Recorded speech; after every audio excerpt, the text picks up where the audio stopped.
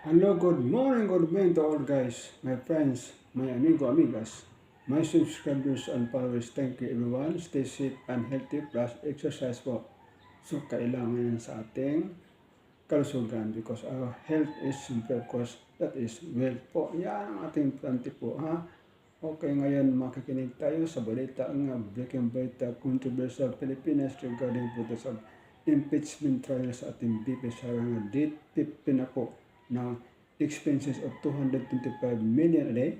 So, ganyan po kalaki. So, times 15 po yan. Ganun po ang expenses sa paglilitis ng kaso natin VP sa Duterte po. Before of that, I will let you know regarding po sa confidential po sa siyempre kung gusto natin confidential pan, dito tayo muna sa mga previous administration ka Duterte, 2.3 billion in that administration po, 2.3 billion in that administration of Duterte. So, in the present time of the Marcos Jr. Administration, lumubo po, nag-times to dahil 4.50 billion po a year. Ganyan po. So, kay BP Sara, pag-lustay daw po, regarding po sa pag-lustay ng confidential in 125 million a day po. So, sa investigation na kay Aaron Tulfo na bakit sobrang laki ang expenses dahil 2 million po ang expenses a day po. Regarding po sa expenses natin BP sa confidential fund po paano ginawa o paano pinasto ng tendo o so yan po ang sabi ni Senado po na si Senador Aaron Tulfo na 2 million a day expenses po sa KBP sa Duterte regarding po sa confidential fund. So ngayon, makinig po tayo sa paglilitis po. So, pag-imbista regarding po sa mainit na balita. Okay, dito tayo sa kay Senator Peter po. Okay, makinig tayo dahil marami tayong natutunan regarding po dito sa balitang itong mainit na balita. Tara. We can get the prosecution panel and the defense panel to give their opinion. All right? Live po Yung to. confidential Ngayon word kasi ay si pag ginagamit kay para po, intelligence. Senator Parang Lacsoto po. di ba? Parang sinasabi mo, so it is abused. Bakit hindi sa budget na susunod and we want your opinion para mas magko-conform sa circular nyo? Palitan natin. Huwag na confidential na gamitin. Gamitin natin restricted funds or non-public funds. Ganun pa rin, di ba? Private but open. Naintindihan na nila na hindi confidential ito, na hindi ito pwedeng hindi naalaman ng publiko. Something to that effect.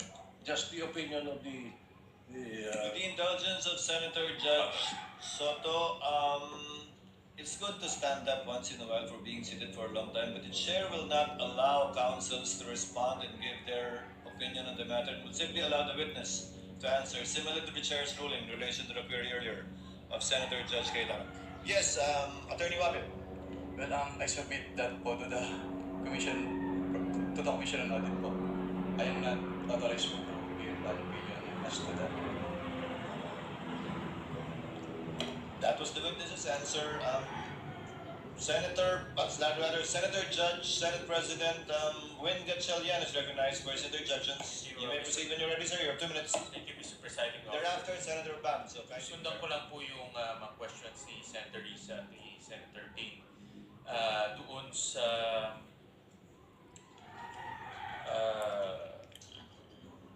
payment of rewards to informers without documents evidencing the success.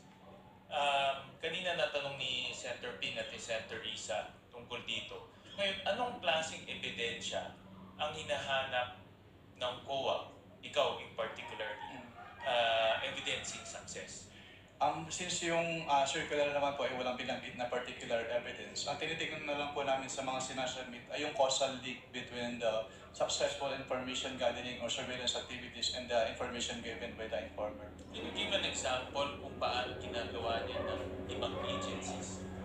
Nagsasubmit po sila ng certification po, Your Honor. Ano po? Give me an example lang. Ano yung causal link? Anong example ang binibigay ng ibang agencies? Ang nakalagay po doon kung ano yung successful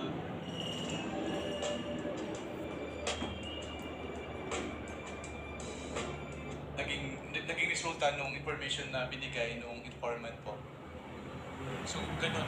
Nagbigay sila ng reward or nagbigay ng pera para sa informant at merong success. Ganun kasimple. I can only say lang po yung kung ano yung sinasabi dun sa provision ng Joint Circular, Your Honor. I'm referring to the other agencies because I want to understand bakit hindi sila, allegedly, bakit hindi sila nakasubmit. Anong ginagawa ng ibang agencies na audit mo? Hindi ko na po pwedeng i-disclose yan, Your Honor. But in simple terms, may reward at may success. Yes po. And dapat may pakita nila na it must be on the account of the information given po. Okay. And then, meron akong in the documents that were provided sa amin, meron ditong document galing kay Colonel Raymond Lachica, a certification. Basically certifying, this is for December 2022. At nakasabi dito, no untoward incidents in the implementation of the Office of the Vice President programs, project activities, as well as engagement of the Office of the Vice President. Hindi ba itong certification, no untoward incident, nagbigay ng reward, hindi ba ito sufficient to say na successful? Hindi po, Your Honor, kasi hindi naman po pinakita dyan yung causal link between the successful intelligence gathering or surveillance activities dahil sa information na binigay ng informant. Kasi in my own analysis, merong reward na binigay, walang untoward incident. Opo. That is the end goal, peaceful. Opo. Bakit hindi ka tanggap-tanggap itong para sa'yo, Opo. Ikaw kasi nag-audit nito. Opo. Yun nga po, Your Honor, since we base our findings kung ano po yung wordings ng Joint Circular, so yun po yung tinitingnan namin yung causal link between the successful information gathering and surveillance activities vis-a-vis yung information given by the informer. So dapat po maipakita. Who determines the causal link? Kasi that's very subjective, di ba? Opo. Dapat po maipakita nila yung But who determines? the auditor po. Which is ikaw in this case. Tama? Kapag sinamit po sa amin, Your Honor. Pero it is the, since it was the agency who gave the reward, so dapat may ipakita po nila. Oo nga, but who determines the causal link? Sino ang nagdedetermine na may link? Si auditor. Which is ikaw nga, no? Kasi ikaw nag-audit ito, tama? Yes po, Your Honor. Okay. And dahil tinitignan ko parang mayroon naman certification, but I want to understand bakit hindi siya pumasok doon sa hinihingi mo ang dokumento. Opo. Hindi po kasi pinakita dyan, Your Honor, na yung naging result ay dahil sa information na binigay ng informer. Yun po kasi yung gusto namin makita. Alright. Thank you, Mr. Presiding Officer. Thank you, Senate President. Next to make his interjections would be Senator Bam Aquino, thereafter Senator Marcos. You may proceed, sir, when you're ready. You have 2 minutes. Maraming salamat. My question is for Attorney Poa. Attorney Poa, what is the official position of the respondent with regard to Piatos, Andy Lim, and all of these names that are brought up? Are they real people or are they aliases? Sir, I would like to answer your question, Your Honor, but that is part of the yes, legal strategy, which you will see when we present our evidence in chief. That's Again, fine. with the That's chair, fine. with the I chair, understand the question. remind Senator Judge Bam, as far as practical, let's let the witness present their evidences and not allow the counsels to make conclusions of either fact or law, nor divulge their respective legal theories. These are not legal theories. In your previous answers, there was no referral to these individuals as either aliases or real people. In your previous answers. Correct, because that was precisely our legal theory then, that there was nothing to answer at that point, Your Honors. But we will definitely show you our theory once we will give it the opportunity to present our evidence in chief. Alright, maraming salamat, Attorney. Attorney, during your conversation with the OVP, nung panahong binubuo yung AOM, may nagbanggit ba sa kanila na, itong mga pangalan to, alias to? Or never nila nabanggit yung tungkol sa alias nung nag-meeting sila sa Nung time po na yun kasi hindi pa nila na-submit yung documentary evidence of payments. So there's never been any indication from their responses or any calls that these names that are being brought up are indeed aliases? Wala. Wala pong indication. Okay, thank you. Yung ibang ahensya na ino-audit ninyo, gumagamit din ba sila ng alias? We wouldn't know po kasi dun sa mga document na sinasubmit sa amin, hindi naman po naka-indicate if it is an alias or not. And it's not up to you to find out whether these are aliases or not. Yes po, since wala naman pong provision dun sa joint circular, Your Honor, with respect to the... Okay.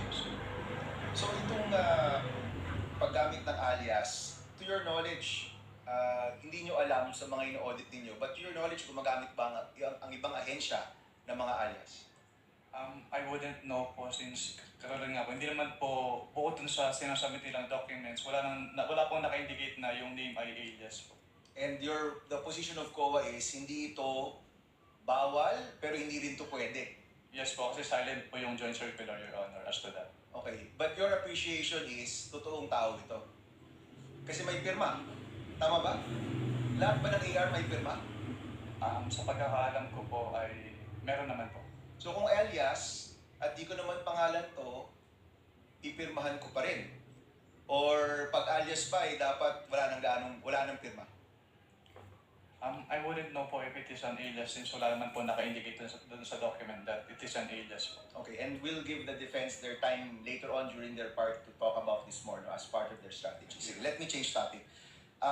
Ito yung mga tanong ni Presiding Officer, ni Senator Cayetano rin. Yung pag-escalate from AOM to notice of suspension, to notice of disallowance, to referral to the Ombudsman for cases. Years ba ito? Time ba ito? So, dyan na muna tayo my friends, all to all guys. So, thank you everyone. So, bago ang lahat, again, thank you at mag-ingat God bless po. Don't forget to like to share po para yung hindi pa nakapanood o nakakita itong video, makita din nila. So, regarding nga sa ating matikol balita, siyempre, importante ito para malaman ng tambang kung paano nangyari ang balita. Again, thank you and bye-bye.